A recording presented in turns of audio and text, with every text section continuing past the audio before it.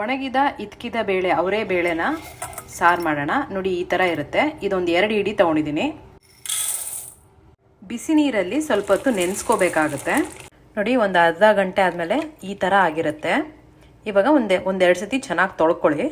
ಈಗ 1 ಸ್ಪೂನಷ್ಟು ರಾಗಿ ಹಿಟ್ಟು ಹಾಕಿ ಸ್ವಲ್ಪ ನೀರು ಹಾಕ್ಕೊಂಡು ಇದನ್ನು ಮಿಕ್ಸ್ ಮಾಡ್ಕೊಳ್ಳಿ. ಆ ವಾಸನೆ ಎಲ್ಲ ಹೋಗುತ್ತೆ. ರುಬ್ಬೋದಕ್ಕೆ ಸ್ವಲ್ಪ ಎಣ್ಣೆ ಹಾಕ್ಕೊಳ್ಳಿ.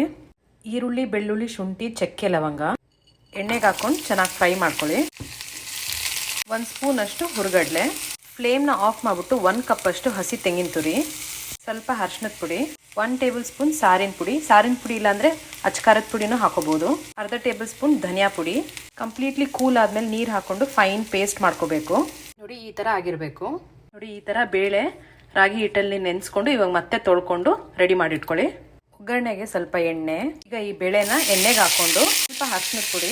ಇಲ್ಲಿ ಸಪ್ರೇಟಾಗಿ ಇದನ್ನು ಫ್ರೈ ಮಾಡಿ ಸಾರಿಗೆ ಹಾಕ್ತೀನಿ. 2 ನಿಮಿಷ ಫ್ರೈ ಮಾಡ್ಕೊಳ್ಳಿ.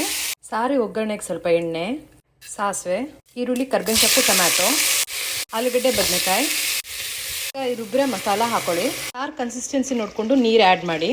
ತಕ್ಕಷ್ಟು ಉಪ್ಪು. ಒಂದು ಕುದಿ ಬಂದಾದಮೇಲೆ ಹಸಿ ವಾಸನೆ ಮಸಾಲೆದು ಹೋದ್ಮೇಲೆ ಈ ಬೇಳೆನ ಹಾಕ್ಕೊಂಡು ಜಸ್ಟ್ 1 ಕುದಿ ಕುದಿಸ್ಬೇಕು. ಇಲ್ಲಿ ಕೊತ್ತಂಬರಿ ಸೊಪ್ಪು. ಬಿಸಿ ಬಿಸಿ ರಾಗಿ ಮುದ್ದೆ, ಚಪಾತಿ, ದೋಸೆಗಂತೂ ಚೆನ್ನಾಗಿರುತ್ತೆ. ಟ್ರೈ ಮಾಡಿ.